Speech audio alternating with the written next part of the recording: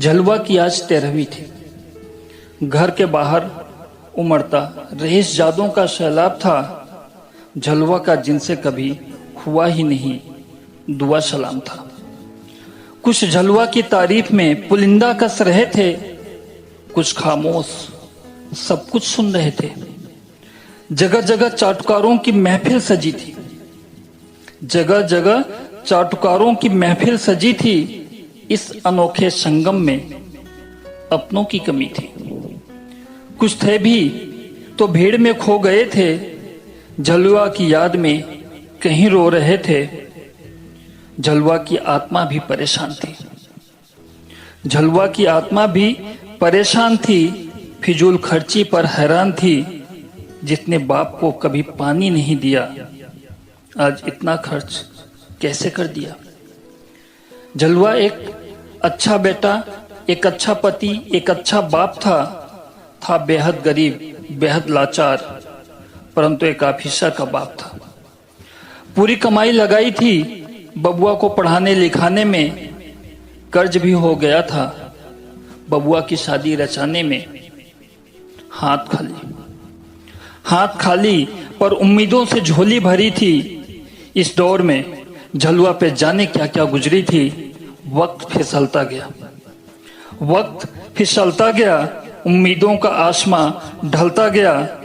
बबुआ बाप से दूर बीबी के आंचल में खोता गया। संस्कारों की दहलीज हंस हंस कर पार करता गया। एक दिन नौकरी आते ही बीबी संग रवाना हो गया। भूल गए बापू, सारे रिश्तों से अनजाना हो गया। मानो बीबी नहीं था खिलाया पिलाया पढ़ाया लिखाया, उसे इस काबिल बनाया। अंदर से टूटा बिखरा झलुआ चीखता चिल्लाता, खुद की किस्मत को धिक्कारता। कभी मरहूम पत्नी से शिकायत, कभी ऊपर वाले से। उम्र के इस पड़ाव पर अजीब सी कवायद, उम्र के इस पड़ाव पर अजीब सी कवायद। बाहर से खुश, अंदर से शिकायत। तिनके तिनके पर उम्र गुजर रही थी, तिनके तिनके पर उम्र गुजर रही थी। एक एक लम्हा सदियां बन रही थी। इंतजार था बबुआ का, वो नहीं आया। इंतजार था बबुआ का, वो नहीं आया। एक दिन भूला भटका यम चला आया। झलुआ खुश था, आज उसे बहुत दूर जाना था, पर यम को तो कुछ और ही बताना था। तुम्हें तो नरक ले जाना था, तुम खुद नरक में हो ये नहीं जाना था। कुछ दिन और बिता लो यहां, कुछ दिन और बिता लो यहां, फिर आऊंगा हिसाब बताने यहां। झलुआ पहले गुर्राया, फिर गिड़गिड़ाया, मेरा कसूर क्या है, कर्मों का वसूल क्या है। यम झल्लाया, सिर खुजलाया, थोड़ा मुस्कुराया, फिर बताया, हेलो भी मानो, बेटे को अफसर तो बनाया, लेकिन एक अच्छा इंसान नहीं बनाया। और लोगों की खुशियों का सौदा करता है, तेरी परवरिश को उजागर करता है। काश काश एक रोटी संस्कार की भी दी होती, मानवता की थोड़ी सी सीख दी होती। आज तू यहां नहीं होता, समय के साथ चैन से सो गया होता। आखिरकार एक मुद्दत के बाद यम से पुनः साक्षात्कार हो गया। वो गरीब भोला पुत्र मोही हर बाप के लिए विचार बन गया।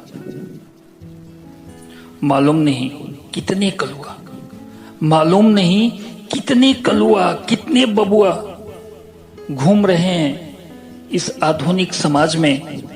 क्या यही आधुनिक विचार है? क्या यही वैचारिक विकास है? दोस्तों, परिवर्तन का एक कौन सा पड़ाव है? ऑफिस कारपोरेट, स्कूल कारपोरेट और अब घर का कल्चर भी कारपोरेट। रिश्तों की अहमियत खत्म होती जा रही है और आदर्श सिर्फ किताबों में दिखाई देता है। याद करता हूं उन दिनों को जब किसी अपने की एक चिट्ठी आ जाया करती थी। न जाने कितनी बार उस चिट्ठी को पढ़ते थे। हर बार एक अपनापन महसूस होता था। ऐसा लगता था कि वो व्यक्ति हमारे आसपास है, हमारी आंखों के सामने। आज हर रोज बातें होती हैं, लेकिन वो अपनापन नहीं मिलता। इन्हीं तथ्यों पर आधारित मेरी एक कविता है, झलुआ। निसंदेह झलुआ एक काल्पनिक पात्र है, लेकिन न मालूम कितने झलुआ आपके आसपास रहते हैं, आपके इर्द गिर्द। वक्त आ चुका है कि अब हमें इस पर मंथन करना चाहिए, अन्यथा हमारी जो सनातन संस्कृति है पाश्चात्य संस्कृति में बदल जाएगी। जैसे आदर्श खोता जा रहा है, एक दिन हमारी संस्कृति भी किताब के पन्नों में कहीं खो जाएगी।